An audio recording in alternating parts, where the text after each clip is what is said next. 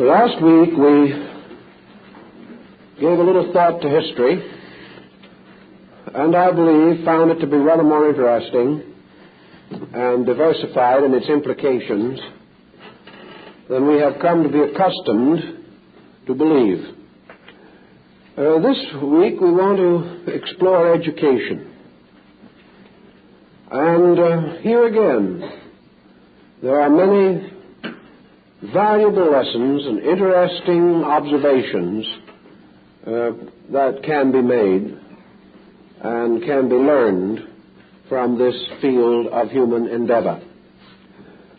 Most of us are inclined to assume that education has ridden on the back of man like the old man of the sea for thousands of years, and that what we have today in the world is a monument to the consistent processes of 50 or 60 generations.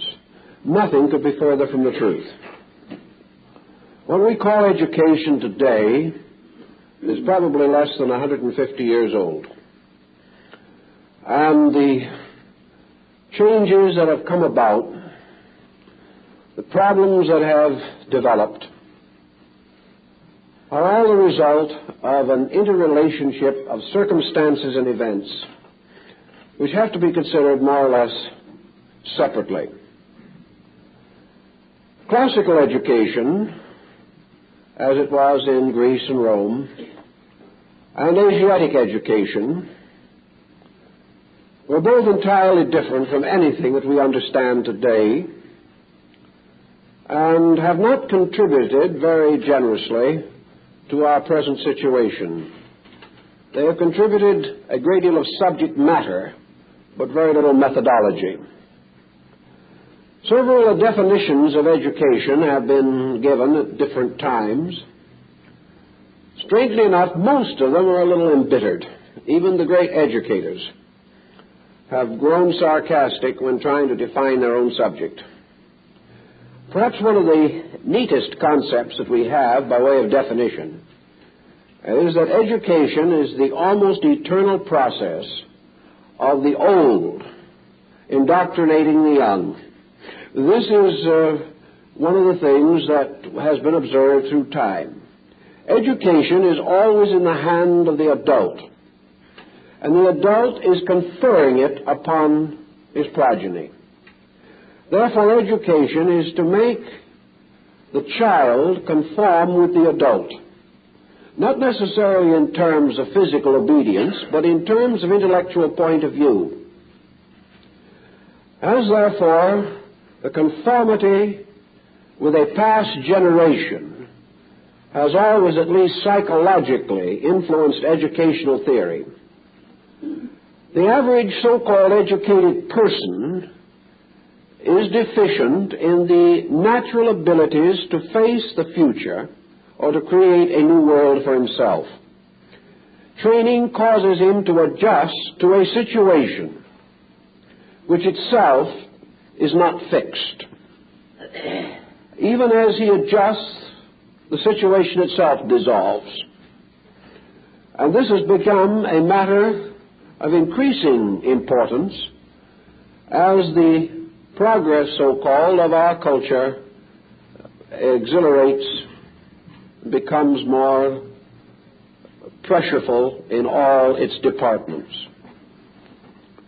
Back at the beginning of our Western educational theory, education inherited the conflict between the Christian Church and the pagan Roman Empire. And when Christianity finally triumphed, it triumphed not only in religion, but what might be termed the broad area of cultural policy. So the Church not only broke with the gods of Greece and Rome, but broke with the institutions as far as it could of these cultures. It broke with the greater part of the pre-Christian curriculum. It had to take certain things and carry them along, but it made these things completely subservient to theology. Now, such subservience also is found in other religious groups. And broadly speaking, the ancient world was educated under a broad religious policy, with the state contributing a certain amount of help and a certain amount of negative pressure. But in the early Christianity, theology came forward to be the primary consideration of education. This was possible at that time for a number of reasons. First, the motion of culture was very slow. The actual curriculum for a school was comparatively limited. There were only certain things that the young person could study. The general attitude toward life was far more simple. The social pressures of environment were less, and the competitive pressures of industry were practically non-existent. It was therefore quite possible for a child to gain an education by spending 15 years in the mastery of theology, 6 months in the mastery of reading, writing, and arithmetic, and 2 years apprenticeship to a trade. This did it. He was then ready for life. If he wanted to go into an extremely learned profession, of course he skipped the trade because he wasn't expected to have this, except he was given certain training in order that he might make his livelihood by some trade if his profession failed. If he decided to go into theology, he merely kept on with the long program of theology with which he was already fairly well acquainted. If he wanted to go into law or medicine, he just took some more theology and a modicum of law and medicine.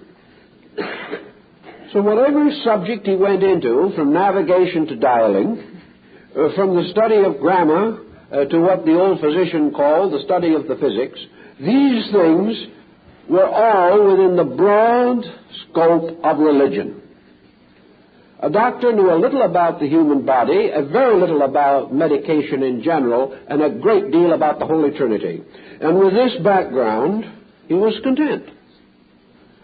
At that time, a doctor was unaware of the existence of dissection. He had never heard of a microbe. And all that he had to do was to take his theological Latin, which he had already had in generous doses, and apply it to the translations of Galen and Avicenna, the principal pedants in medicine. So if he could read Latin, had the patience to say his beads, and study Galen and Avicenna, he was ready to hang out a shingle. Now, this kind of a way of life was adequate to the time, not adequate because it was truly sufficient, but adequate because there was nothing better. There was no great competition in education in those days. There were no Einsteins, no Sir James Jeans, and no Millikins. The entire development of society was essentially the perpetuation of old ways, the continuance of old ideas, and the repeated study of ancient authorities. The individual had no future for which he had to plan. The future was just the continuation of the present way of life. This went on more or less consistently, with one or two minor interruptions. These interruptions included the rise of the Islamic League in the Near East. Islam had never been thoroughly theologized as we know it. Islam had no elaborate concept of theological indoctrination such as dominated Europe through what we call the Dark Ages. It was therefore possible for the Islamic scholar to change the pattern of things. He still had to become an authority on the Koran. He still had to obey the laws of his country. And in legal matters especially, he had a great deal of Koran and very little of any other kind of legal instruction. In medicine, he had copious doses of the Koran and also shared in the joyous task of reading Galen and Avicenna. But his educational program was open to more instruction. He began to become aware of philosophy, which was more or less exiled from European education, he began to consider science, astronomy, mathematics, more in the terms of the old Grecian culture. And gradually the educational institutions of the Near East began to rise and compare more than favorably with the similar institutions in Europe. Greek philosophy, Greek science, even Greek art and letters drifted back into Europe from the Arabic nations and teachers. By this time also other situations were arising. The church began to realize that it was no longer possible merely to indoctrinate. The individual could say his beads, keep all of the holy days, and never miss the sacraments, and still be unable to administer the responsibilities of collective, national, or state existence. So gradually the church broadened its area, not at the expense of theology, but at the expense of the time of the student. The curriculum began to enlarge and lengthen. Nothing that was taught was left out, but more was added, until finally schooling began to take on a little of the pretension that we recognize today. Also, as time went along, the process of dividing education into primary and secondary levels evolved naturally in the need for specialized education for professions and the broad separation of social strata in Europe. It was obvious that the peasant, the merchant, the shopkeeper needed some kind of education. He had to have it. His education was for the most part self-taught. He and his family, his neighborhood, his community, without formal benefit of schooling, prepared ways for the perpetuation of useful knowledge, and out of this came what we might term the elementary theory of education. On the other hand, the priest, the lawyer, the judge, the person to whom the profession was important, found it necessary to enlarge his knowledge, to become more aware of a new world of lights coming from the Near East and even from the Far East.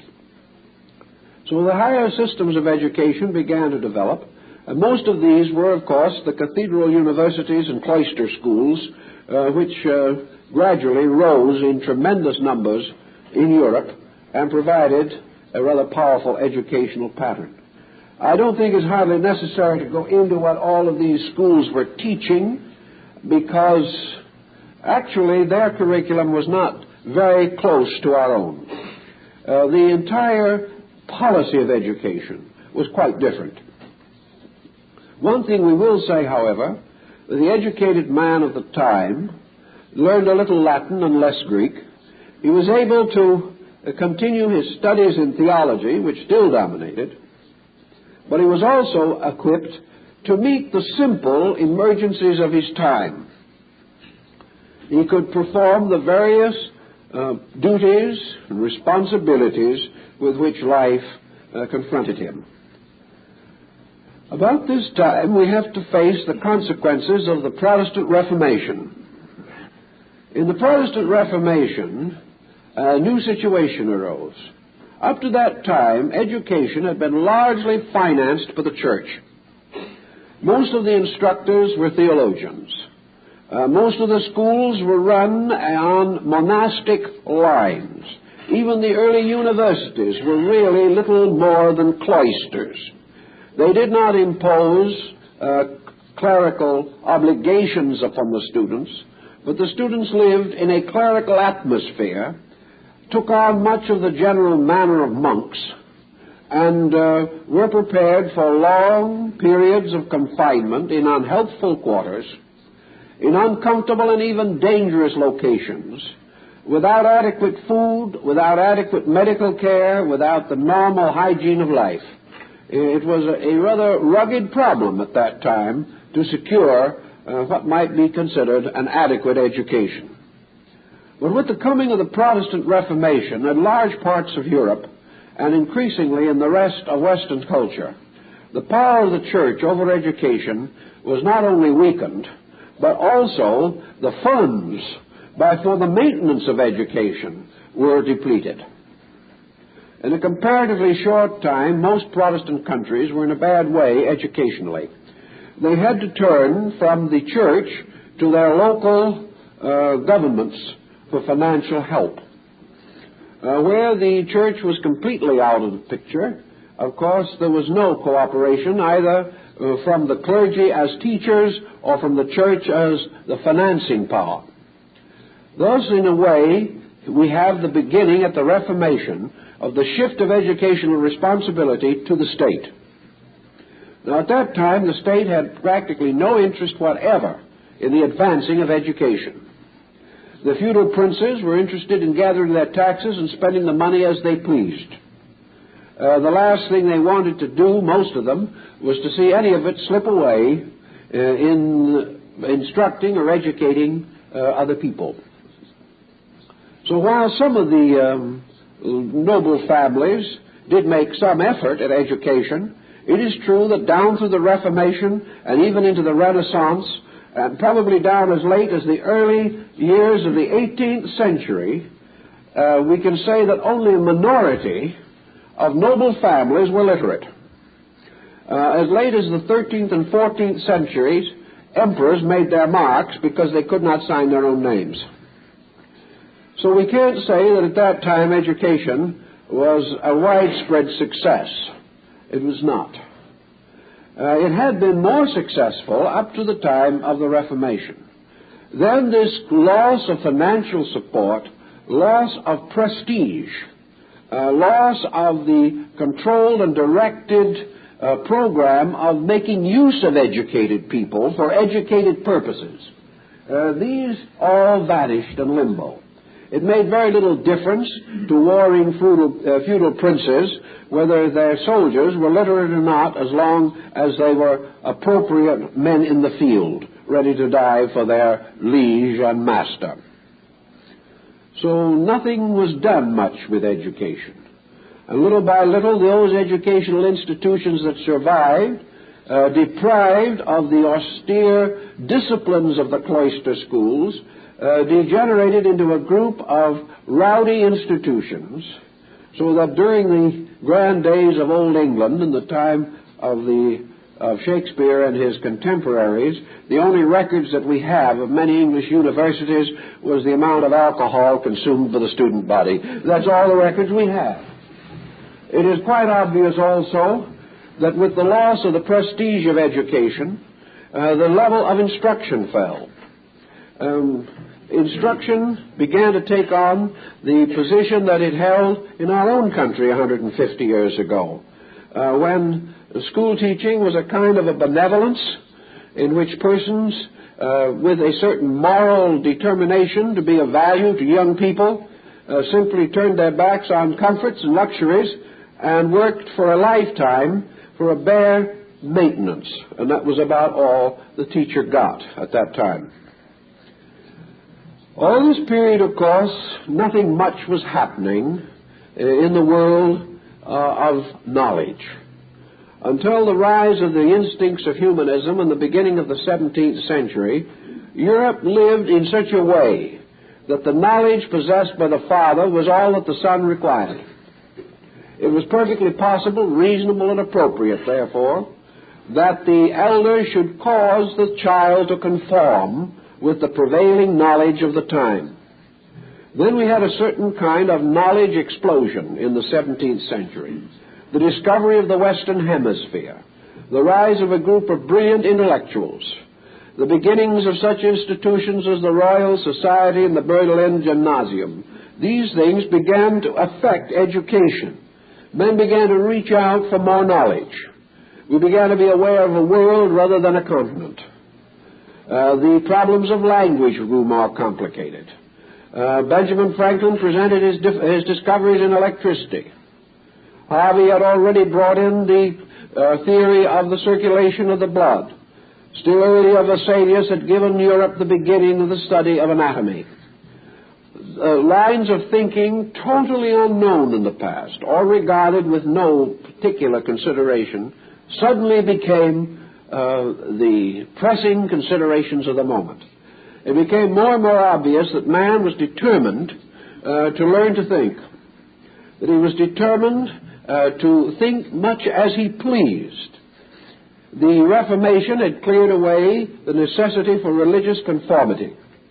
And now, under a Protestant atmosphere, or under comparatively little religious atmosphere, we see the universities and the colleges breaking not only with the old theology, but breaking even with the dominant religious systems of the countries in which they flourished. Religion gradually disappeared from the universities, and about all that was left were departments of theology for those who wished to make a religious life their primary consideration. Now, this brings us to a point where we must pause and summarize, because we are in a situation that is particularly interesting and psychologically important. The gradual restriction on religious teaching began to affect the primary theory of Christian education, namely, that the beginning of education was the establishment of generalities in the mind. In other words, a young person growing up should first have certain general knowledge. And under a religious system, this general knowledge was largely ethical and moral. Under a religious system of instruction, the child's primary instruction was in good and evil, in character, in the development of convictions, in the recognition of moral duty and responsibility, such as obedience to parent or authority, maintenance and protection of the laws of the community. The individual was taught certain self-disciplines. He might be even taught the dignity of poverty. He was certainly taught the indignity of attaining worldly goods by unreasonable or unfair means. Under this general theory, then, of principles of education, two types of instruction were given. One was the general theory of knowledge, ending in the concept of the baccalaureate. In this general theory of knowledge, the individual gradually gained control of what might be termed instruments of knowing within himself. He learned reading, writing, and arithmetic, which were to become tools rather than actual attainments in their own right. With them, he could approach or attack other subjects. Therefore, they became basic instruments of knowing. He gained certain moral insight, and he was given a basic knowledge of such crafts and trades as might be necessary to his survival. This was all in the general line. If he came from a better level of society, his general education would include literature and letters. He would learn to know something of the philosophers, something of the artists, musicians, something of the cultured people of the world who had preceded him, and would learn from these things a number of points which might be applied to the cultivation of his own gentility. The broad program had to come first. This broad program then prepared the individual largely to be a gentleman. Now, at that time, this was very important if he was a gentleman, and no importance at all if he didn't belong to the proper level of society. But higher education did verge toward this problem of gentility. It helped the individual to recognize values also. He had to labor hard and long for what he learned. He was miserably treated by his instructors, who thought nothing of beating him half to death for no particular reason except their own sadism. He was struggling against something almost as cruel as a certain type of apprenticeship, and some of the old apprenticeship systems were very bad, the masters actually making complete slaves out of their apprentices and actually grudging them enough food for survival. This situation made education a difficult, long, and tedious problem, and those who attained it did so because of an irresistible determination to attain it. Nothing was handed on a silver platter in those days. With the rise of the humanists after the beginning of the 17th century, we find a gradual encroachment upon the generalities of education. We find that the individual looking out into the world of knowledge became early fascinated with some aspect of knowledge, so that by degrees the time allotment was reduced as far as generalities were concerned, and specialties were more and more emphasized. By the middle of the 18th century, education had already broken up into a large group of specialties. These specialties, however, were moving very slowly in comparison to what we know as specialties today. It also is interesting to realize how the books of great learning at that time really unfolded the information that young people needed. There were, for example, whole books written on this learned subject as the preparation of periwigs, and they became part of education. Periwig being a powdered wig worn by a dignitary for some purpose or other, especially a justice on the bench in the English courts. Other learned problems included how to grind pepper and things of that nature. And whole tirades were written on the menace and danger of the drinking of chocolate and the deterioration of Western European culture. All these things were just moving in every direction. For the first time, European people heard of foreign plants and animals. It was not probably till the 18th century that Europe finally gave up the idea of the existence of mermaids and unicorns.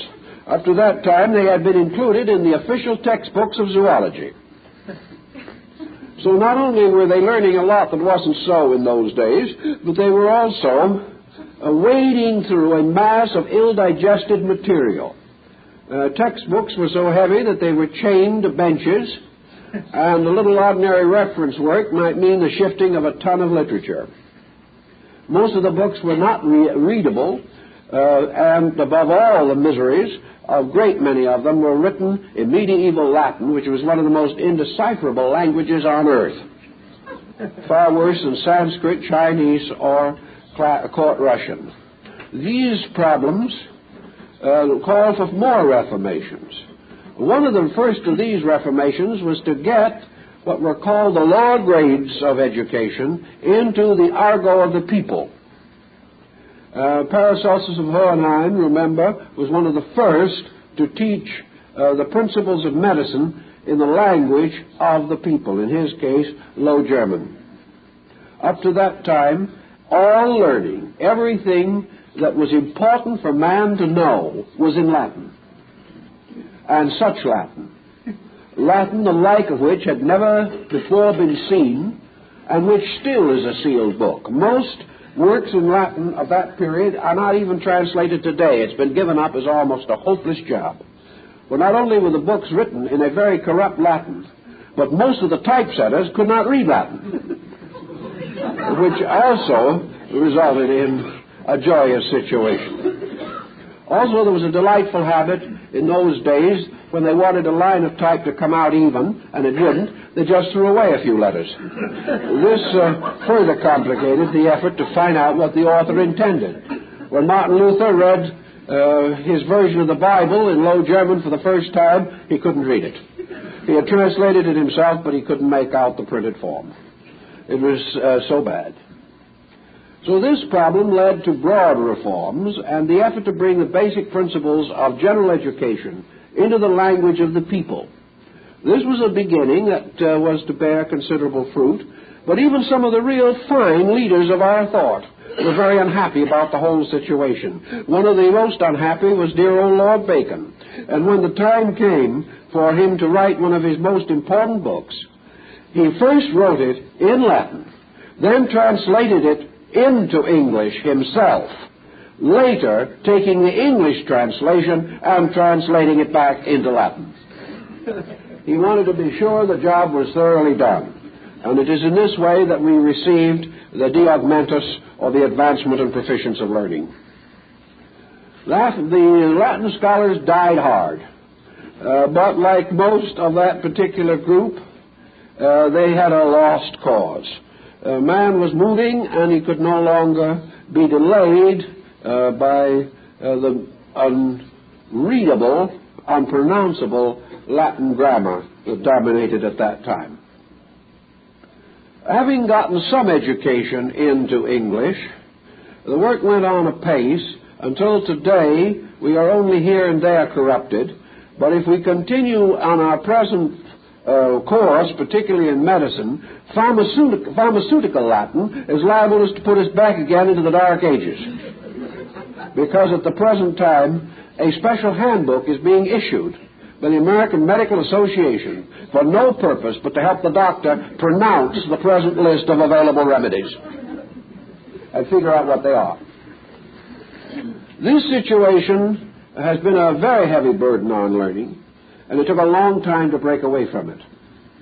At this same period in education, Comenius, who was to play a very important part, advanced his idea of the Pansophic University. He also attempted to bring together the old and the new systems of education by creating what might be termed a basic school of principles for the instruction of the very young and for those who were about to enter upon formal education. He was desperately determined, if he could, to prevent what the earlier system called the baccalaureate from disappearing. But now, instead of it being the first several years of schooling, he believed that it could be placed into the preschool or early school life of the student. Comenius had the very simple idea that a child could be taught good and bad, could be taught respect and honor, could be taught patience and self-discipline, could be taught a certain measure of integrity even before it could read and write. Therefore, start early was the opinion of Comenius. Remember, and he was working in the 17th century, his thought was, remember that it's going to be very difficult for your child to survive the corrupting influence of education. Therefore, the only thing to do is to get his character well set before he's exposed to it. If he goes dashing into education without morals, he will never have any morals. Well, Comenius was thinking rather straight for his time, and of course, as a reward for this, he was totally ignored. Whereas a number of rather silly little books, which antedated and perhaps became the archetype of the McDuffie readers, were generally accepted. So Comenius became the father of the McGuffey system, but his own principles were ignored. By this time also, we were beginning to feel the exhilaration of knowledge.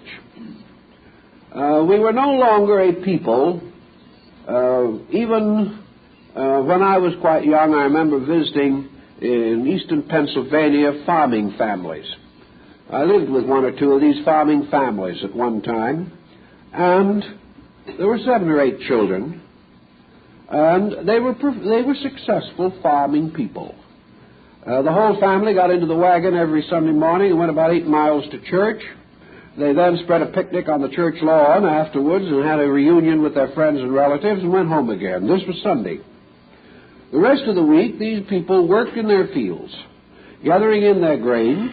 They subscribed to a weekly newspaper. They made about 3 trips a year to a large city, that is one of over 5,000 population, where they did the marketing and shopping for the year.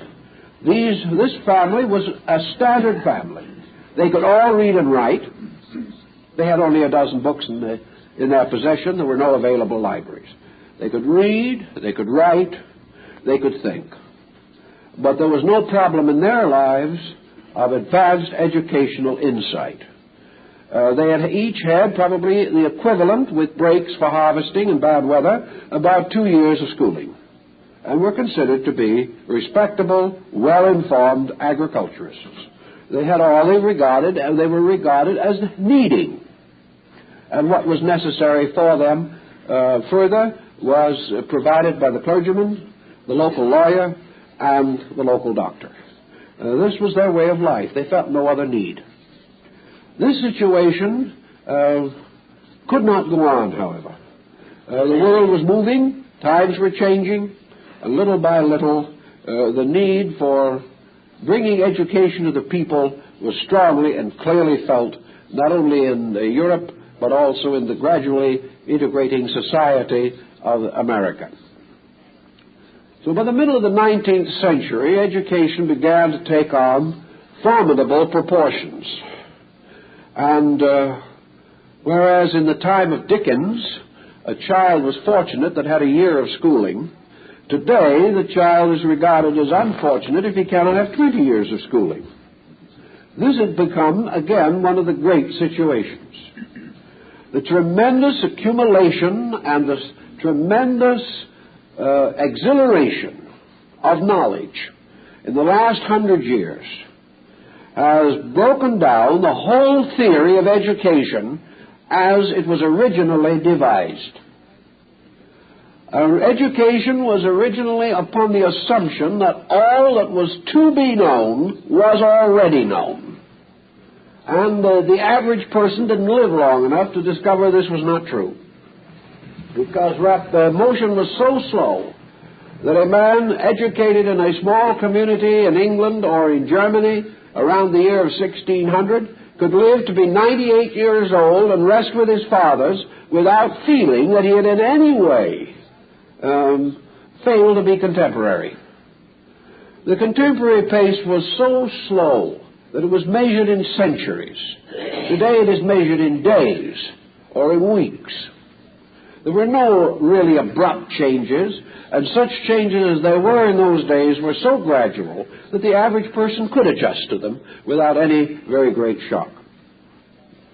Now we have a situation in which not only is change continuous, but by the very nature of change, change is continually undermining the previous structure of facts. We are not only forced to learn more than ever before, but we are forced to unlearn continuously that which we regarded as necessary. Now, this does not always mean that we have to unlearn because what we learned was not so. It may also be that it has become obsolete. And this is essentially true in nearly all branches of specialized endeavor. The person today who graduates from school has no reasonable expectation of educational security for the span of his life. If he wishes to be advanced in his profession, if he wishes to be contemporary in his thinking, his education must go on continuously to the end of his life. If he fails to make this continual adjustment with the motion of so-called progress, he is soon going to be out of date. His knowledge is going to be inadequate. He will be unable to adjust to the changes that arise, and he will be unable to compete with those who are more industrious in learning than himself. We now suddenly have a new concept. Learning is no longer merely remembering what is known. Learning now is a problem of learning to anticipate the unknown. Learning to be able to adjust oneself to a situation in which tomorrow will have no valid relationship with today, so far as consistency is concerned. This means that we are in such a rapid transition that the whole structure of learning has lost nearly all of its authoritarianism. We can no longer quote Aristotle with finality on any subject. We can no longer quote Darwin with finality. In fact, you cannot get up today in a university and quote Einstein with finality. You are now only able to quote that which has appeared in the journal that was published in the morning, because the afternoon edition may take it back. This situation leaves the average person in an educational dilemma. He must go through this elaborate process of learning. But when he has completed it with honors, he has not learned it. He must spend 10 or 15 years mastering a science, only to learn when he graduates that he has not mastered it at all, and that the science has been moving more rapidly than his learning has been able to progress. It is actually a fact today in this highly technical department of learning that a man who graduated a year ago would have difficulty starting again at the beginning of that system of education and graduating again. In other words, if you graduated as a doctor in science and you went back to your own first year in science and tried to take the examination which you passed with honors 4, 5, 6, 8, 10 years ago, you would probably fail. Not because you have forgotten a thing, but because what you learned isn't even being taught anymore. This is cutting in also under the value of what you have learned. So that instead of being able to say, I have a doctorate in science, I am therefore now qualified to enter into the scientific world, this strange thing called change has cut in under that doctorate and has very largely invalidated it. In order to be able, therefore, to go on, for instance, in a scientific laboratory where you might be wishing to do something in the scientific line, the first thing you do when you graduate with your sheepskin in one hand is to be taken by some large corporation into its own laboratories and put to school again. That is what it really amounts to. Because in the course of life which you have spent trying to learn, that institution for which you are now working has outstripped everything that you have known. To learn, therefore, is no longer to take hold of something, and when you have it, you have it. This no longer exists. Learning today is a series of perpetual adjustments, a problem of being eternally contemporary. The generation that teaches you is archaic before it has finished teaching you. The very professors that are now instructing you could not get a job which you hope to get when you graduate. To meet this kind of a situation, we have to face not only a complete reorganization of the basic theory of education, but we must in some way streamline or reduce or integrate the concept of education into a more workable instrument. To attain a specialty in medicine today, for instance, surgery or something of that nature, it is not unreasonable to assume that the average student will have to spend from 18 to 24 years in school. Well, this is a long time. It not only is a long time in terms of its discouragement to the average person, but it is a major inroad upon the total life of the individual. It means that he has to be from 25 to 30 years old before he can begin to practice his profession. Even then, there are further restrictions upon the probability of his success. And he is fortunate if he can really get himself on his feet and going by the time he is 30. And according to present employment standards, he is obsolete at 40. Thus, he has about 10 years with which to meet the tremendous challenge, not only of his own survival, but bringing up a family and preparing for his old age. By the time the person who is now going to school graduates 20 years from now, he is going to be living in a world which the present-day school does not even dream about. Yet he must continue to go along on procedures, methods, and policies that are not changing. He must realize that there is a constantly widening interval between the public school and what we might term the areas of practical knowledge. This widening interval may not be so noticeable in elementary education, but it is certainly present and obvious in higher education. How to cross this interval under the present policy is not an easy question to answer, because those now controlling education have no idea of this interval themselves. They belong to an entirely different bracket. They are antiques. They are all broken down people who graduated 10 years ago and are already worthless. And that's just about where it is. And it's getting worse every day. To meet this situation, we have to begin to think about some of the things which it seems to me could help us.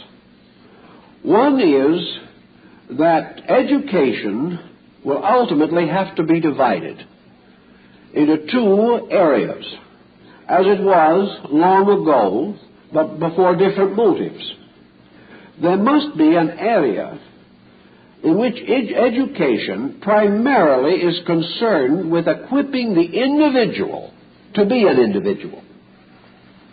In other words, there are elements of education that will never change, or will change so rapidly, or rather change so slowly that we will never notice them. And unfortunately, these are the areas that are neglected. It will be a long time, for example, before education or science can advance beyond the point where the individual has to learn to read and write. And this is being neglected. This is one of the continuing things.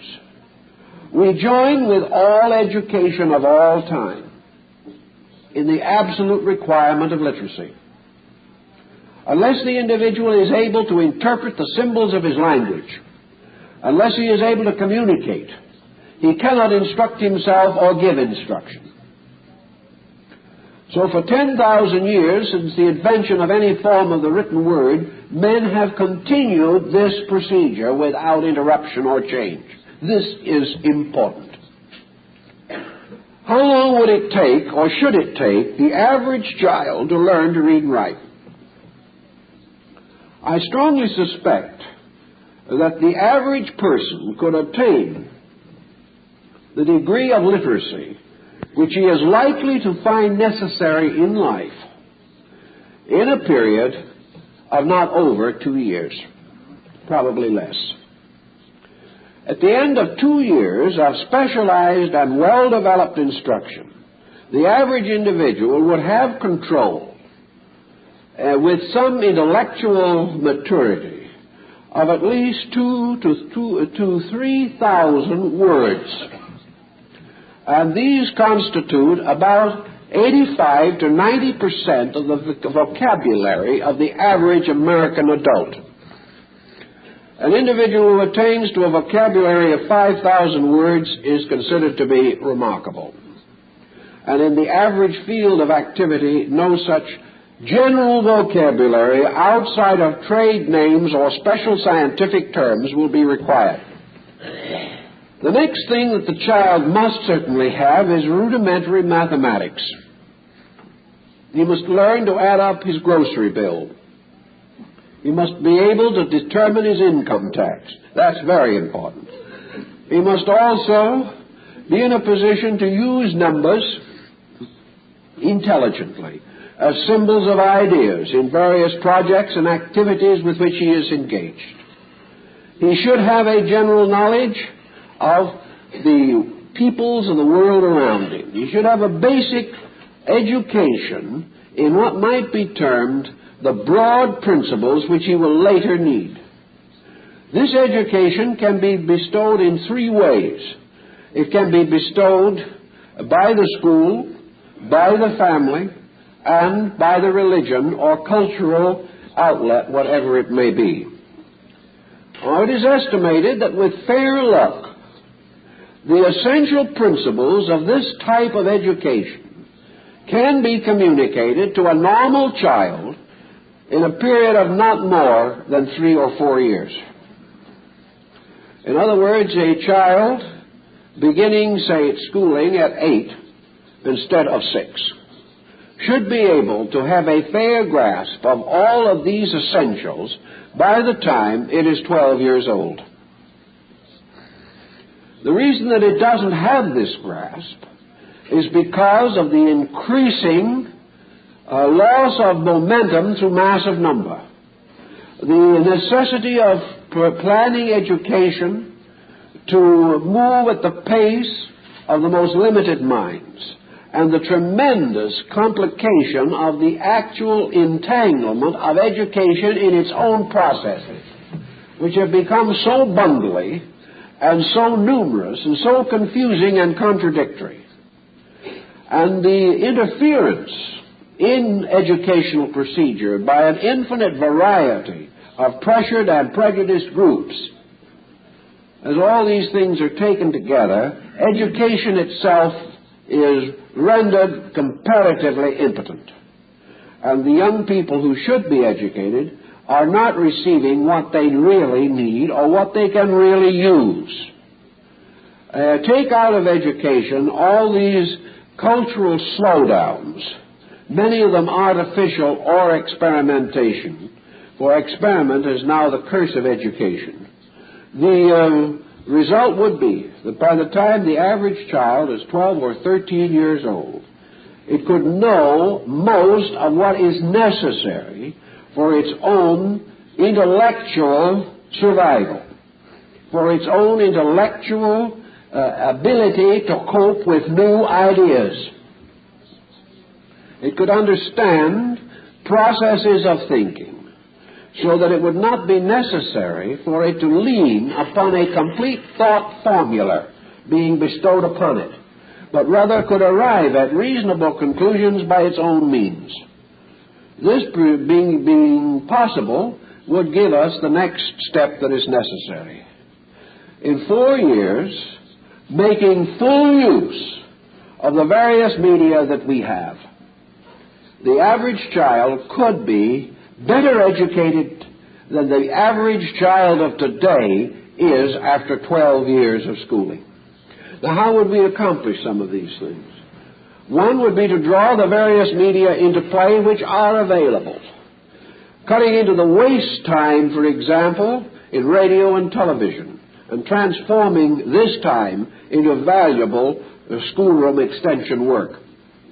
Not schoolroom extension in the times that we think of, in which television shows some dowdy-looking old professor doing it on a blackboard, which no one wishes to see and which will promptly be turned off in favor of the untouchables.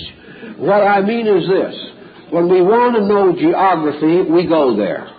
Television takes us, shows us everything that we have long and laboriously tried to learn from books.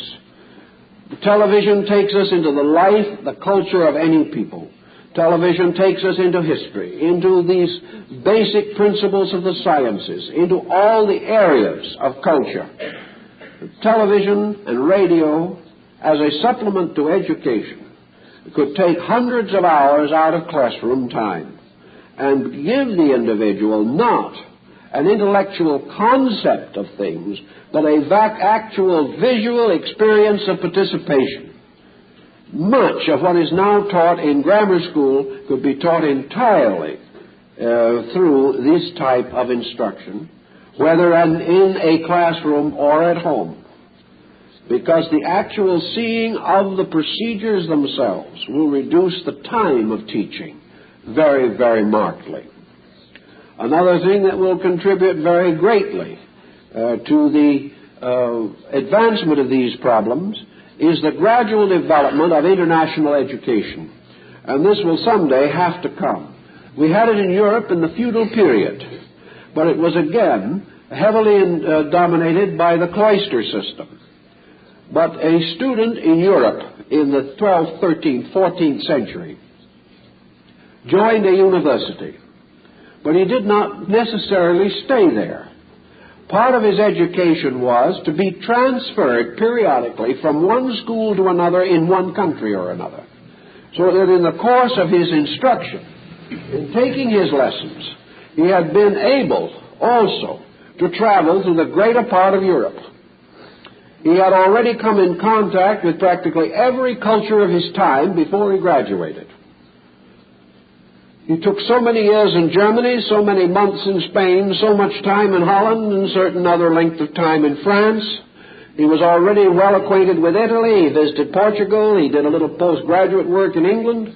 And by the time he really graduated, he was not only informed according to his day, but was well-traveled and had the experience of direct contact with other peoples. This is a valuable experience, and a great deal could be done to hasten and deepen educational procedure by combining education with the experience of social adjustment with the cultures of other peoples. This has already been advanced as a possible, powerful force toward world peace and toward preventing the misunderstandings between nations that result from just plain, old-fashioned ignorance. And it is perfectly possible for an individual to graduate cum laude from one of our greatest institutions without sense enough not to be intolerant. But if he lives with other people, if he works with them, if he actually understands them, he is not nearly so likely to be able to go along with a pig-headed prejudice against someone on the other side of a national fence. This type of thing means a great deal. Also, learning by doing is a very important thing, not only in the trades, but also in sciences and arts. Young children can be already taught most of the principles of basic science as play rather than as work. In fact, many young people today are teaching themselves better out of school than they are being taught in school, as a result of their tremendous interest in the creation of model airplanes, model motor cars, model space rockets, and things of this nature. They have already a fair knowledge in these fields which do interest them, much better knowledge than they receive in school. So gradually a policy can be developed by means of which an extension of education becomes part of the play life, the game life, the happy life, the non-tedious, joyous expression of young people simply living and enjoying the process of finding out the things they want to know. Much time can be saved by simply building this concept into the American way of education. Also, this process keeps these young people contemporary. They are no longer going to sit back and read Dickens as their fathers and grandfathers did.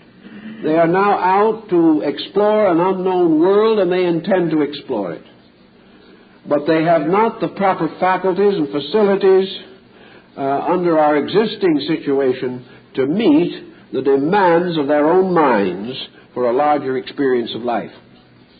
This proceeds into nearly every form of our educational system.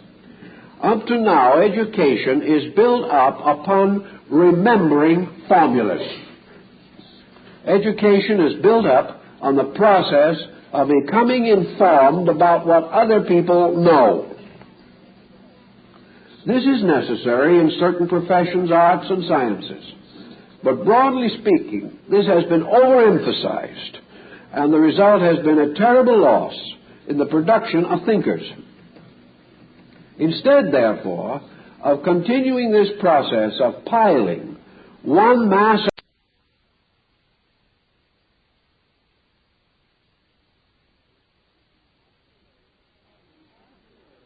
we have to learn how to cope with situation rather than to remember it. Instead of feeling that we are informed because we can quote somebody else, our informedness must be proven by the fact that we can adjust to the unknown of tomorrow. The essential purpose of education is to create a person who can safely live tomorrow.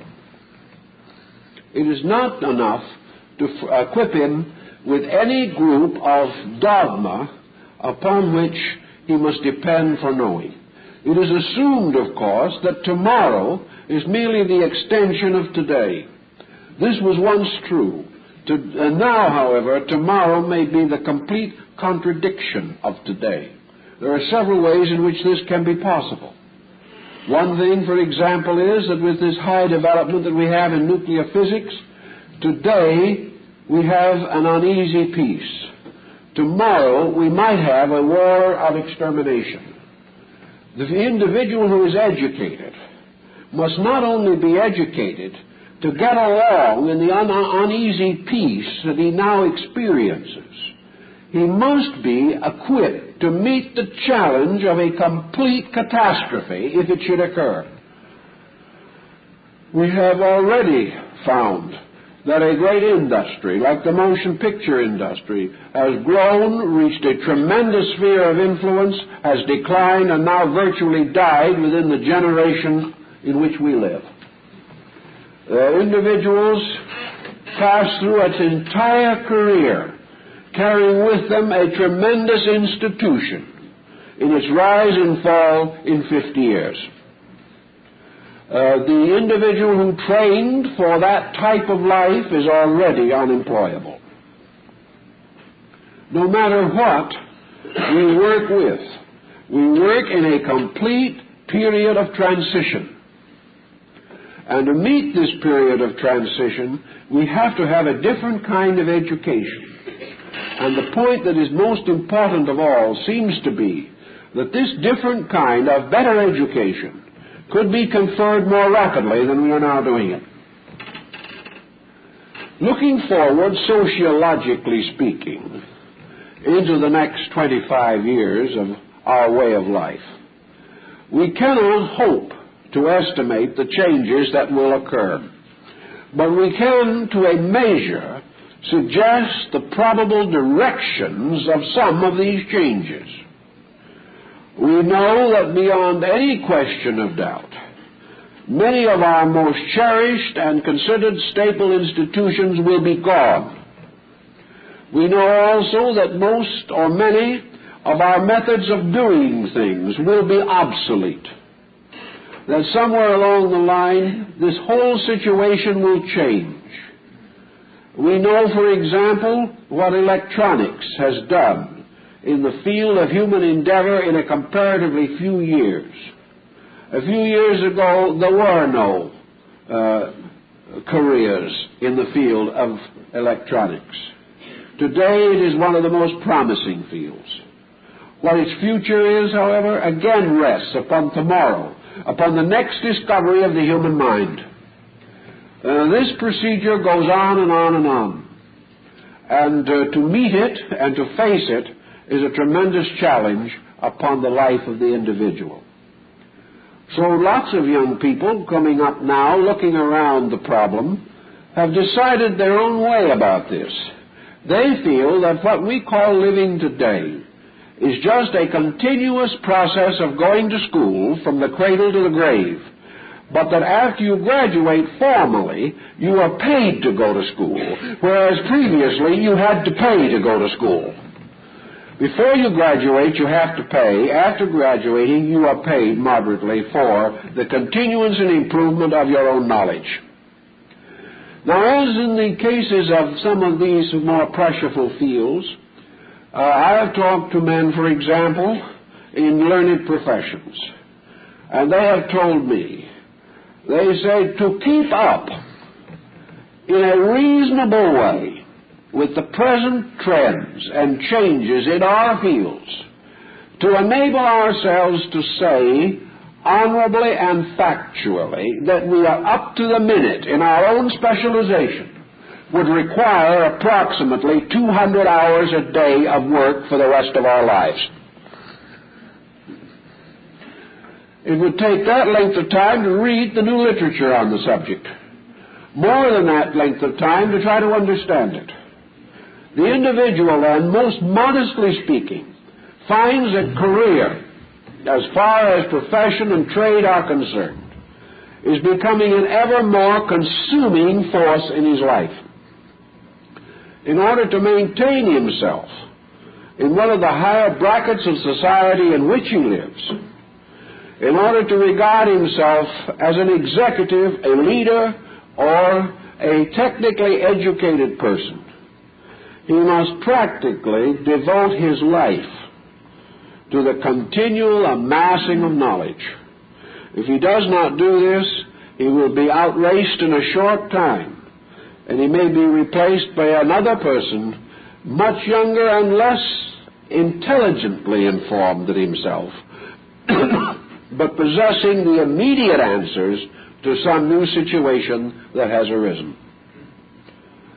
This means that what we call education, progress, development, these things not only become essentially the foundation of our economic survival, but they gradually encroach upon every other area of our lives. And in the end, the problem of trying to know will very largely eclipse the experience of living itself, so that we will no longer live as persons, to experience as persons the unfoldment of our own characters. We will live merely to become continually contemporary with the advancement of knowledge. Into this general shambles will disappear the American home, the American concept of family, friendship, leisure, and all the quiet ways of self-expression and self-improvement that we know. A really well-trained and up-and-coming young scientist who cannot have much time for recreation. He cannot do much with music or art. He has very few evenings with his family. His children hardly know him. Yet he must do this or he will be unemployable in 5 years. Something has to be done about it, because it's gradually destroying the very ends for which it was intended. The purpose of education was to liberate man, liberate him from the unknown. Actually, the present process of education is enslaving man. In trying to liberate him from what he did not know, we have put him into slavery to what he does know. We have not achieved our end. We have not achieved leisure. I remember only maybe 15 or 20 years ago, we had a political movement in this country that talked about the possibility of replacing men with machines, so that within 10 or 15 or 20 years, according to their thinking, we would all have a perpetual holiday on full pay. It didn't materialize, and it never will. It has the utopian element in it. But even if it were to materialize, even if man suddenly found that he had developed instruments and means, by means of which he would no longer need to work, and would be able to sustain himself on a high status level from this time on through the rest of his life, it would still now take man 500 years to learn what to do with his own leisure. He has lost the whole theory. He has lost the end toward which labor was directed, namely security. The purpose of work was that the individual should attain a certain security and have certain leisure and protection and ability and means to accomplish the things that he wanted to do. He can no longer even dream of the things he wants to do. The cost of achieving continuing survival is at the present time too high to permit much luxury thinking outside of itself. This means that religion and philosophy are largely and heavily neglected, and therefore that education itself is suffering correspondingly. Education is now absolutely unable to cope with the problem of the moral development of young people. It is unable to cope with the dissatisfaction within the body of the young scholastic group. It is unable to cope with juvenile crime within the very sacred sanctuaries of education or in early life outside of education. So somehow something has gotten completely lost. And to regain it or find out what it is going to be one of the duties of the educator of tomorrow. One thing we know he's going to have to do to make possible the advancement of our way of life. He's going to have to cut down the time problem in education. This to him seems impossible. Today we are assured that we need more scientists, one of the long, slow subjects which take many years to master.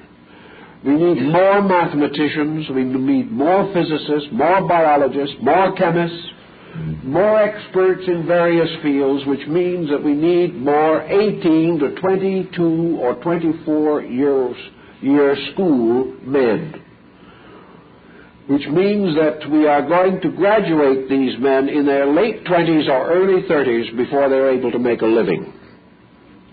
This tremendous investment cut out of the life of the human being is not justified by the result. This individual is not able to prove that this immense amount of schooling is producing in him a maximum achievement. It is producing an individual who is worn out, tired out, and disillusioned before he graduates. And it is also in these long, long years of intellectual struggle with subjects for which he may or may not be even adapted. It is in this period that his dissatisfactions, his rebellions, and his intensities arise, and the result is that most of our institutions of learning are having communistic difficulties on their own campuses. Also, it means that the establishment of the home, the creation of the family, proper years for marriage, these things are all cast aside in this tremendous problem of trying to be educated. And according to materialism, which is still rampant in these institutions, there seems to be no particularly good reason for all this, for the fact that in the ultimate state of things, there seems to be no difference in between educated and uneducated dust. Once we have returned to the good earth, it seems to make very little difference whether we were Phi Beta Kappas or not. So the entire problem from a materialistic standpoint is absolute vanity. But we are pushed on by the tremendous intensities of our worldly so-called processes and progresses. The solution lies in the problem, in a way, of not more than 10 years of necessary schooling. The individual can know all that we really know in 10 years. And in many cases, he can find out much sooner. Because after he graduates and goes into the learned professions, if he's an honest man, for every 10 questions that are asked him after he has had the 20 years of work, for every 10 questions that are asked him, he will have to admit that in 8 of them he does not know the answer. And there's no prospect of his finding out. Consequently, he has tremendous weight of dead material that is not contributing to knowledge in any reasonable way whatsoever.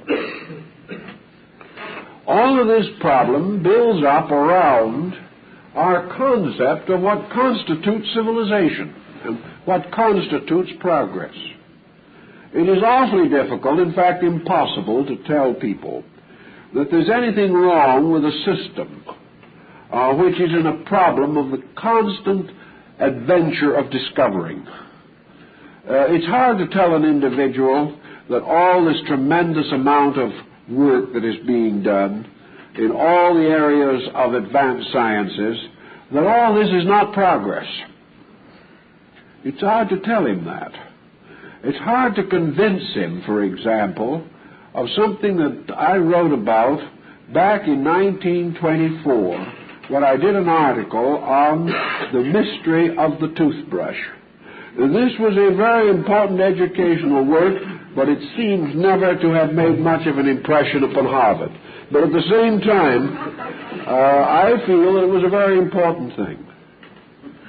And that is that somewhere is the unsung, perhaps unknown, unhonored, and forgotten hero who invented a toothbrush. Now, by means of a toothbrush, it is perfectly possible for the individual to preserve his teeth a little longer, especially if he uses the right toothbrush, the right motion, and the right dentifrice. All these are very important, and like every other field of human endeavor, these change every 5 minutes. And there is no one more miserable than the individual who is using yesterday's dentifrice. He probably won't have a friend left alive. In this situation, however, man has for thousands of years struggled through the darkness of ignorance, superstition, and error before he was able to produce a toothbrush. But during the period in which he was struggling through these tremendous struggles of the ages, something has been overlooked. He didn't need the toothbrush. It was not until man became a more and more refined creature, it was not until he lived more and more stupidly, it was not until he lost all common sense in dietetics and nutrition that he needed a toothbrush. But gradually, he broke every law of health until teeth practically fell out of his mouth of their own accord and threatened not to last to middle life. He found that all the ways that he was living were giving him dental problems that self-respecting camels, horses, elephants, dogs, and miscellaneous chimpanzees never suffered from.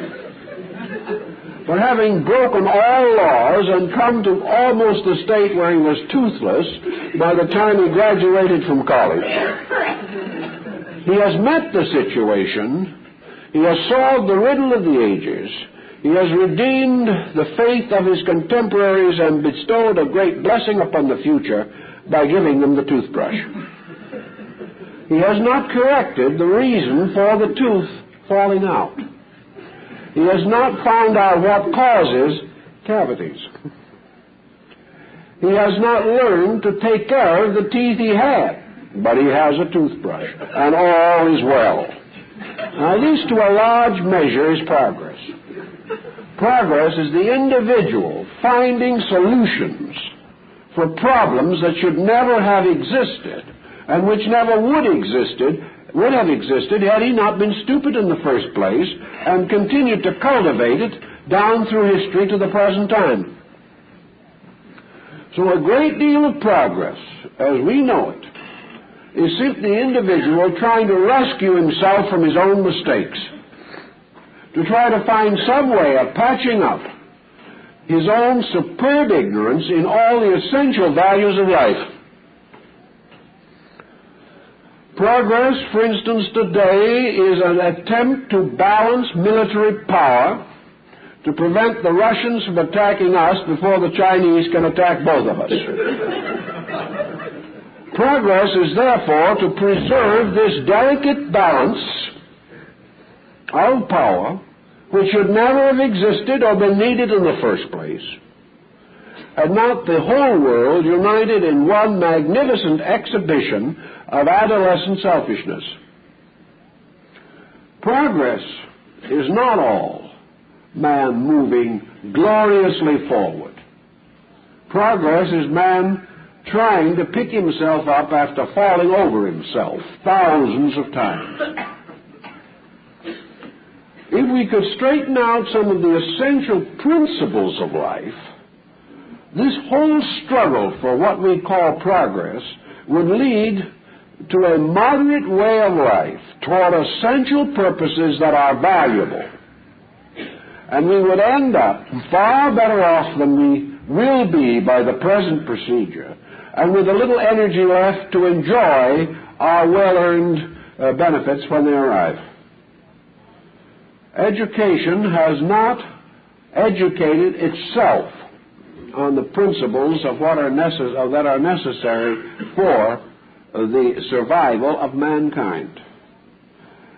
A very large part of our tremendous competitiveness is simply due to the competitiveness of others. All this competition is not leading to progress. It is leading to a ruthless warfare over profit that will ultimately submerge us and probably drive us into a socialized existence.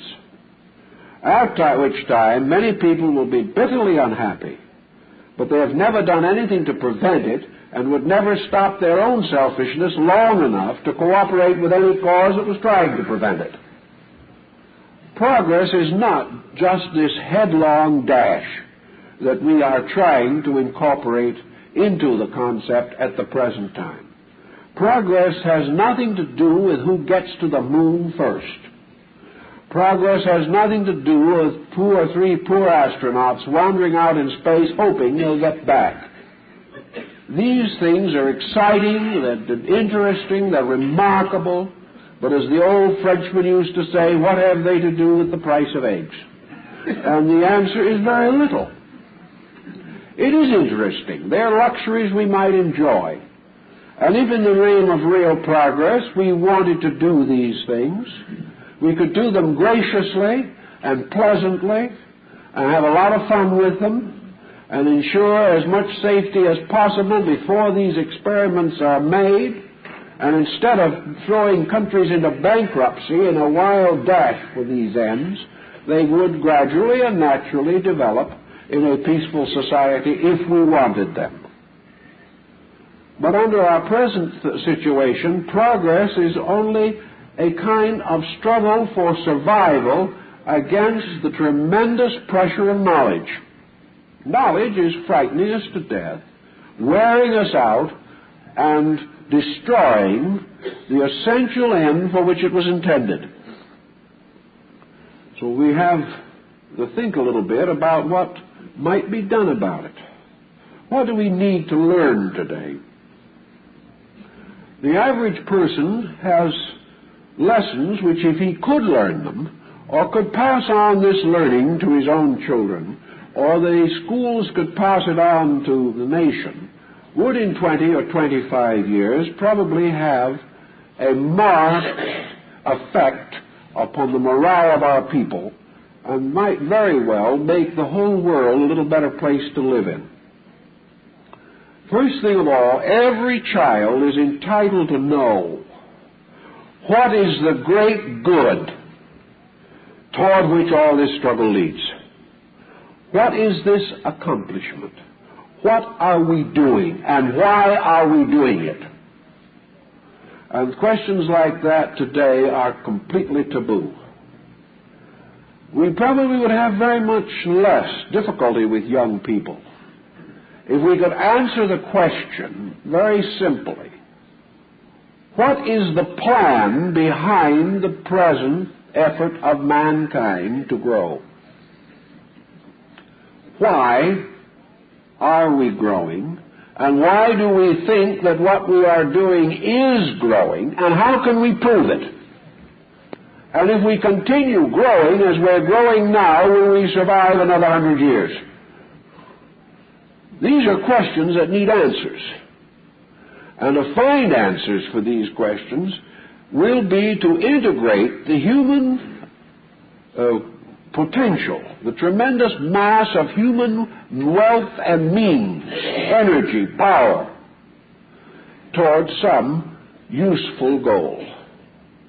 I think every child entering school, along with the salute to the flag, should have a clear concept of why it is important for him to do what he is going to learn to do, and how this accomplishment will inevitably contribute to the collective security of his creation. In other words, I think that young person should know before he starts to learn that if he succeeds and becomes an outstanding person, that he is going to be a benevolent force in the way of life, and that he is not, under any conditions, going to succeed at the expense of another or advance his own cause by preventing the normal advancement of other people. Nor will he regard himself as successful merely because he has more than other people have. Nor will he think in legislating, in living, in working primarily of profit, but that he will think of the great plan and reason for the existence of his country, his nation, and himself. What is his prospect? What is he doing? Why is he doing it? When he goes into a course in medicine, has he already learned that medicine is a public service which is going to give him a useful living and a useful reason for existence, but that the exploitation of this, the false use of his knowledge for the unreasonable advancement of himself at the expense of his patients, is as serious a crime against society as murder? Does he know this? If he does not know this before he gets out of the third grade, he is not educated. I don't care what else he knows. If he does not know these things, he will become in his due time the parent of wars, the parent of more corruptions of peoples, of more disasters, of more prison camps and marches toward Bathurst. He will continue to preserve the intolerances and intemperances which burden us.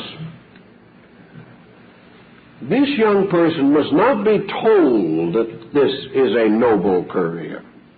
It must be proved to him. He must see it. He must touch it with his own consciousness. He must look around him and see that this career that he is in is being served by honorable persons above corruption. If he does not see this, then there is no particular reason why he should regard education as adequate, simply because it perpetuates the way his ancestors made their mistakes. There is no reason why a future generation should be instructed in how to live by an older generation that is committing suicide. So education has got to get at these facts. And education has got to show the individual the reason for his own existence. It's got to show him why he should go to school and learn to read and write, and make him feel so much in that direction, so deeply moved by it, that he will want all reasonable education that he can secure. It must also teach him the value of his own life, the value of his own consciousness as a person. He must learn that education is a way of unfolding his own nature, his own character, and that education is absolutely worthless to him if it helps him to make $1 million but does not help him how to become a conscious, reasonable, well-adjusted human being. That the end of education is that man shall live well. And by living well, then he shall surround himself with those things which actually enrich his life. I have known many persons through the years who have worked, struggled, sacrificed, endangered health, family, and life to accumulate vast amounts of worldly goods. And when they had it, all they could do with it was waste it. I know persons who came up from young manhood working as oil riggers, digging into the ground, heaving pipes, building scaffolding. Finally, they made it. They became very rich. And what did they do? They took their life savings, the life work they had done, and were perfectly happy to spend it merely to provide food and drink for their own cronies. These people spent thousands of dollars simply to entertain each other, with no thought of any values involved. Here they worked for what they had, but their education did not help them to use what they had. They were perfectly miserable. So education has to lay foundations first. And if it lays these foundations well and honorably, all other things can be reasonably accomplished. But without these foundations, we have no education. Now, whether this process of education should be set up as a separate structure, there is difference of opinion. Perhaps man is capable of having this gradually impressed upon him by the very psychological environment in which he lives. This would be true if the environment was worth anything. If our great media of communication, the newspapers, radio, television, motion pictures, all these instruments were quietly but systematically indoctrinating the human being with the principles of a proper way of life, we probably would never have to teach it as a separate course of study. Man exposed to it, man accepting it, works with it. And if the principles we know are necessary were attractively presented, we might never have to formalize any system for their instruction at all. They would simply grow with us, just as bad habits at the present time attach themselves to our personalities. But in one way or another, we're going to have to find out that education is different from skill or technique or specialization in training. Education and training are two things completely different. A trade school trains people, but education is not primarily a trade school. But any education system which teaches the individual only a trade or a profession, and I don't care whether it's bricklaying or astronomy, I don't care whether it is business management or the most advanced physical or mathematical sciences, if the education is solely to permit the individual to have a career in those areas, then he is attending not a university but a trade school. We think of trade schools now as largely for those who are uneducatable in other ways. Individuals of extremely limited talents or limited means available for education go to trade schools. Actually, most of our so-called education, higher education today, is only a glorified trade school. It is not an educational institution. It is not teaching man to be educated. It is merely teaching him to be skillful in a specialized area. Whether it be mental or physical skill is inconsequential at the moment. Actually, then, we've got to separate the concept of the trade school from the university. We've got to recognize that the primary function of the trade school is to teach the individual to have a career in whatever area he wants it.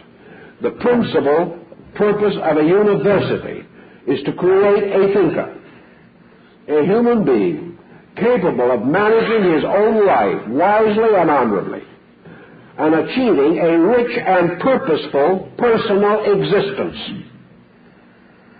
These are two completely separate things. The university has become the trade school. The trade school cannot take on the duties of the university. Therefore, the true duties of the university are not represented in modern society except by a few independent groups struggling to preserve something they know to be true. We've got to get out of the idea which the university is carefully fostering, that the purpose of a university is to produce $25,000 a year men. Here's your way of thinking. An individual graduating from grammar school can earn $5,000 a year. An individual graduating from high school is good for from $8,000 to $12,000 a year if he's pretty smart. The individual who graduates from college is a $25,000 a year man at his best. And if he takes 2 postgraduate courses and gets his doctorate, he probably ought to be good for $50,000 a year with luck. Now, this is the way it is thought of today. When a young man is asked, or asks whether he should go to college or not, the answer is, do you want to make $10,000 a year or do you want to make $20,000 a year? Nothing more to it. This is a more dangerous situation than communistic indoctrination. Because this situation is striking the individual at a time when he cannot create an understanding of his own situation. He does not understand the life of the world in which he lives. He is starting out, and he is told today that the purpose of education is one sole, complete purpose, whether he wishes to have status as a person in the higher economic brackets or doesn't he wish. And this is fostered in industry and all forms of modern activity by a conspiracy between business and the university, in which now business has been taught parrot-like that it must select university men for all of its best jobs. This, regardless of the fact that some of these university men cannot read and write, many of them cannot spell, very few can use the mathematical tables with which a business is involved, and in that particular line of business, their football experience is likely to prove of slight value. Yet, this is the way it is done.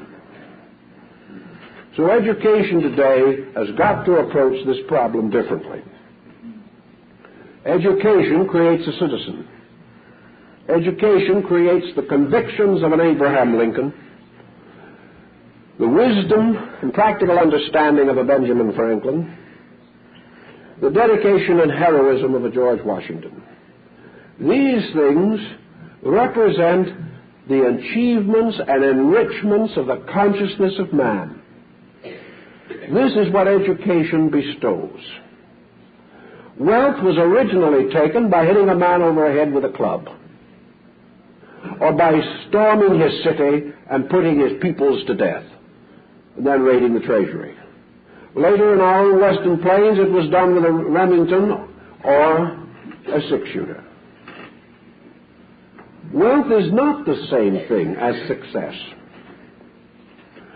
The true purpose of education is to produce this person who is a safe member of the world in which he lives. And until we get this idea over, our education is never going to save us from any major disaster in life, but rather will continue to produce the kind of people whose scientific skill is sufficient for them to advance projects that will blow themselves and everyone else to perdition. And education has never taught them why they shouldn't do it. So we say that there should be trade schools, and that these trade schools represent one level of education, how to make a living. But that these constitute a secondary level, and that an individual, before he is qualified to assume the responsibilities of profession or even trade, must first of all be educated as a person, as a human being. If this was done, we would also get rid of a tremendous amount of lagging and a tremendous amount of waste energy in our educational theory. It would be perfectly possible to get all of our young people into action in this world by the time they're 21 years old, adequately educated to meet the problems of our time, and probably just as well off in specialized areas as they will be now anyway, with another 8 or 10 years. because they will simply be in a position to learn what is new and will not have wasted 10 years learning what is no longer important. There is no good reason why we should advance technical education beyond a certain point. Once the principles are known and grasped, then it is far better for the education to be by the old-fashioned apprenticeship system.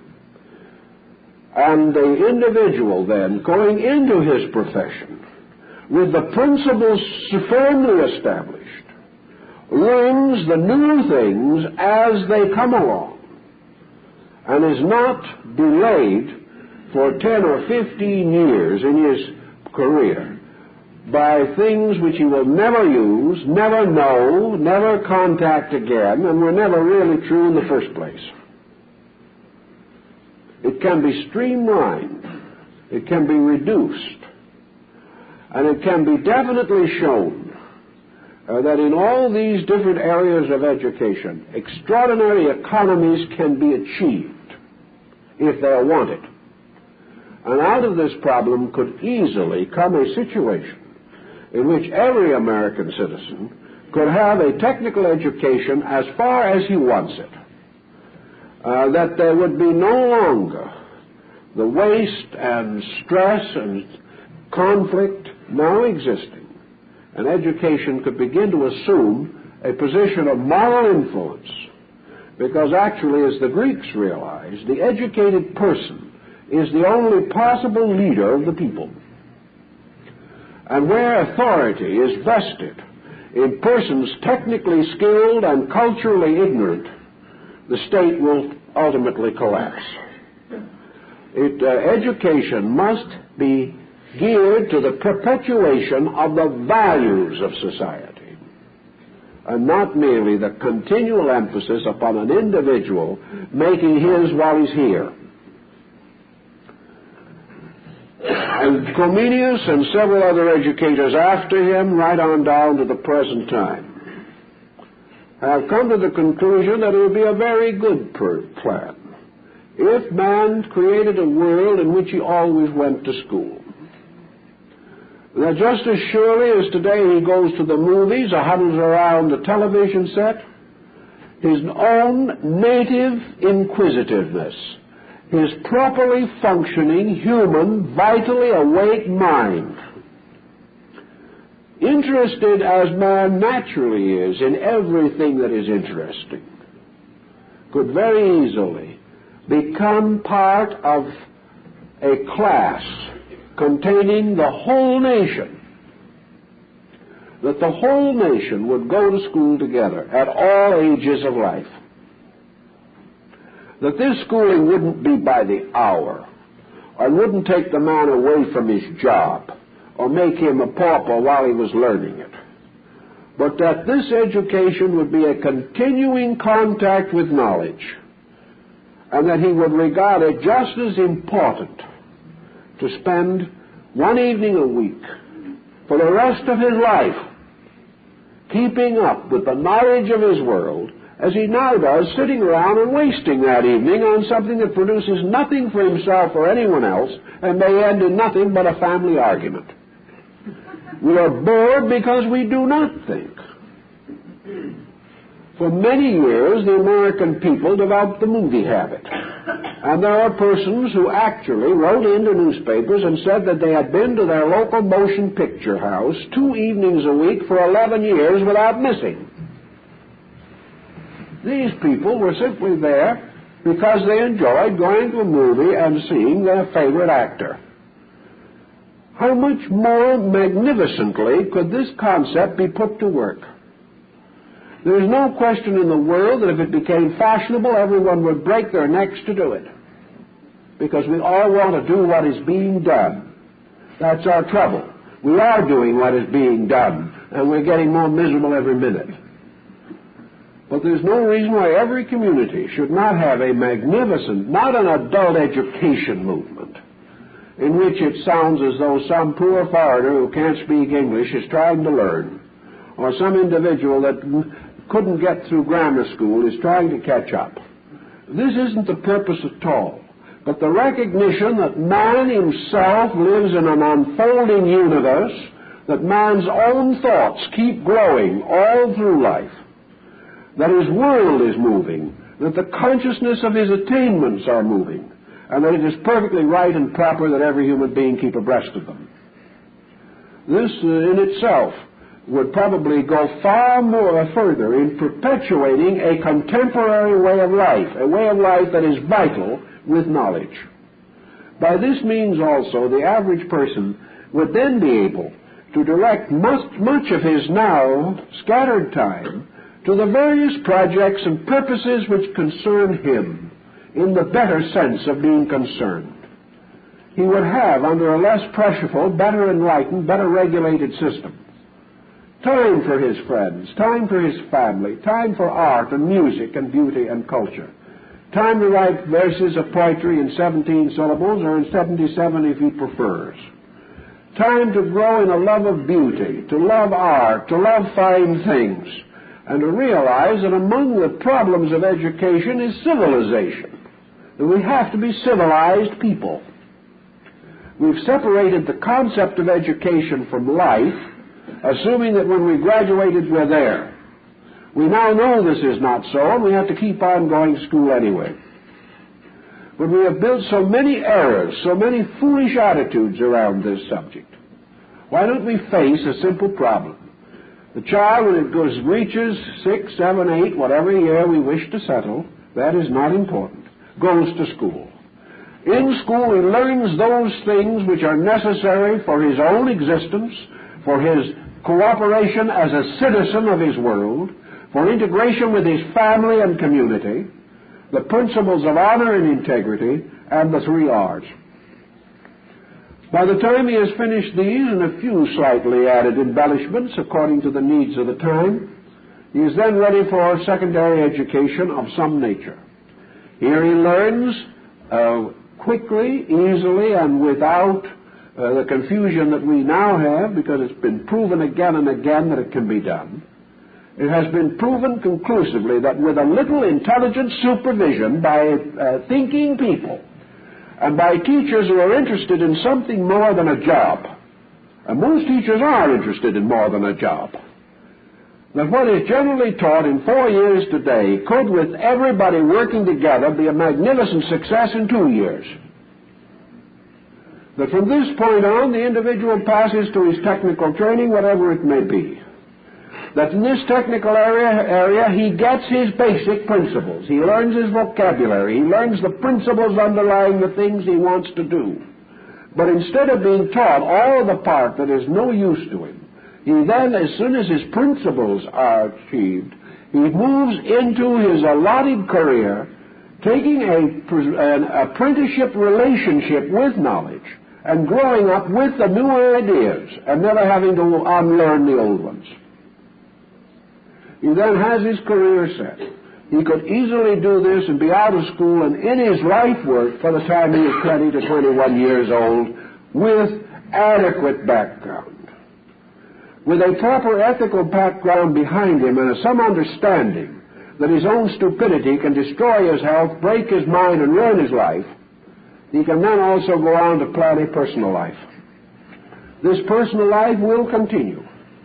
And as a part of his responsibilities as a citizen, he has not only the duty of maintaining this personal life, but once a week, one evening a week, in every community in this country, staggered to make it possible to do so without difficulty, in a place properly and suitably arranged for that purpose.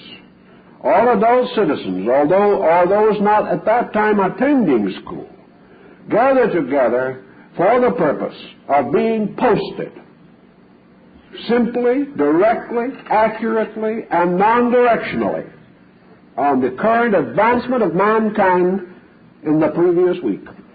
What is important? What is new? What has been done? The complete and accurate record of advancement in every area of life. This situation continuing keeps the person adjusted to his time, adjusted to his world. And in areas where, through suburban populations and things of that nature, where this is less difficult, less easy to accomplish, it can be done as is being done in Australia today, simply by radio or television. But there's no reason why the individual should not continue to learn as long as he lives, improve his education, remain a contemporary, well-posted individual on every subject of concern to him, and the common good of his world at the same time. Then he will not even think of graduating finally from any form of knowledge. But he will be able to control or direct or ensoul knowledge, because whatever he learns, he will interpret in terms of basic education. He has been taught what value is. Therefore, he can measure, estimate value. He can support it where he sees it, demand it where he does not find it, and reject situations in which it is absent. This way we can gradually achieve the end that we want. Even among the best intentioned people today, with the best thoughts and ideas, we find a tremendous amount of prejudice, for the simple reason that the average person today does not know what is being done in his world. He does not know what contemporary and immediate thinking on various problems is. He does not know who is doing the important work. He does not know what direction the progresses in art, science, literature, philosophy, all these are leading. He does not know what is being done to bring religious groups into better understanding. He does not know what is actually being accomplished to break down and correct various forms of malpractice in professions and sciences. He does not know what teachers are trying to do. He has no understanding of what the moral and ethical problems of other nations are and how these nations are coping with them. He does not understand or value these things because he does not know them. To the degree that he does not know them, he is in a very unwise position himself. So education is not knowing these things primarily. It is the capacity to use this knowledge when he gets it. And education will then give him the incentive to set up the machinery to make sure that he gets the knowledge. And to just a very moderate degree of united effort in these areas could remake a very difficult situation and actually get us out of a fog in the field of learning that has been thick and impenetrable as Los Angeles smog for the last 2,000 years. And out of the smog we must come. Otherwise we will continue to wander around believing that we are in a strange and terrible world. And when the smog suddenly clears for a moment, we'll find we've never left our own backyard. That this terrible world is a world of mystery, a mystery which we have not solved because we have not the necessary knowledge. That this knowledge exists, we know. That we do not have it, we also know. That we should have it, we further believe. And under the pressure of our time, we're beginning to suspect that if we don't get it, we're going to be in very bad trouble. Education has got to reconstruct itself to meet the pressures of an age of rapid progress. And that means that every thoughtful human being must be able to adjust to rapid progress without tension and without ever losing his own center of integrity. To make this adjustment, he must have education to protect that center of integrity and knowledge to keep up with the constant changing of his times.